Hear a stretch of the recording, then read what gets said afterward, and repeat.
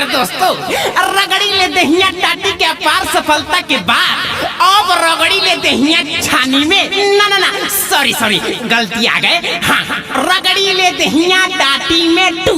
जी हाँ मेरे दोस्त, साजन मेरा उस पार है, अब मिलने को दिल बेकरार है। और मेरे दोस्त, लड़की छोड़ के भाग गई, अब घंटा डोलाने के लिए तैयार है। जी हाँ मेरे दोस्तों, अब आप भी दिल थाम के बैठिए और अमित पटेल के टूटे हुए दिल का दास्तान उनके हिस्सों मधुर आवाज में सुनिए। तो आइए खेला को चालू करते हैं। म्यूजिक। लेके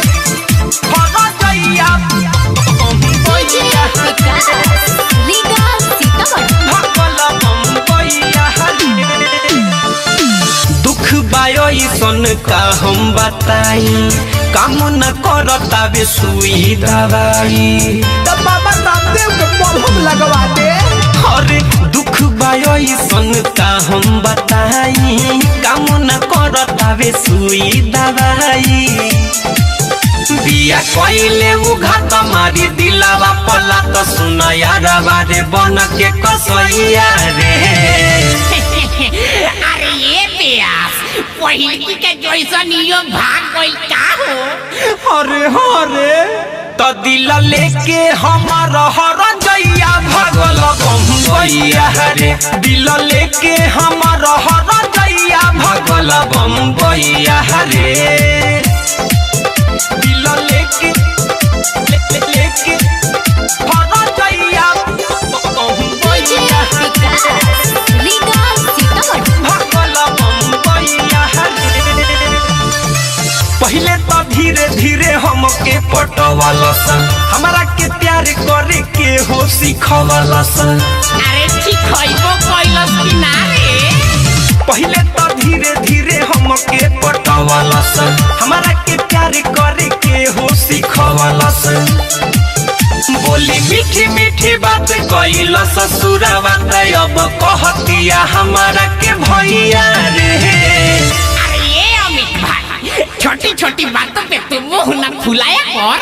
एगो भागल दूगो भागल तो अब तीसरो पटाया कर। मार साला ते नहीं, ये हमार का हाल हो गइल बा तोरा थोड़ा बुझाता रे। ह दिल लेके हमार हर जइया भागल बम्बैया रे। दिल लेके हमार हर जइया भागल बम्बैया रे।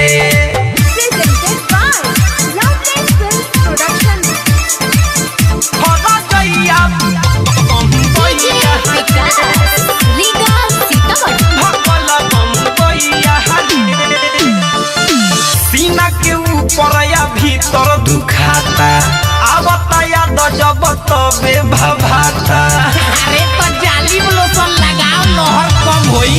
सीना के ऊपर या भीतर दुखाता, आवता याद जब तबे भभाता। छोड़ दिले बिया हाथ अब नई खेसा हाथ नहीं सुझता बे कवन उपैया रे।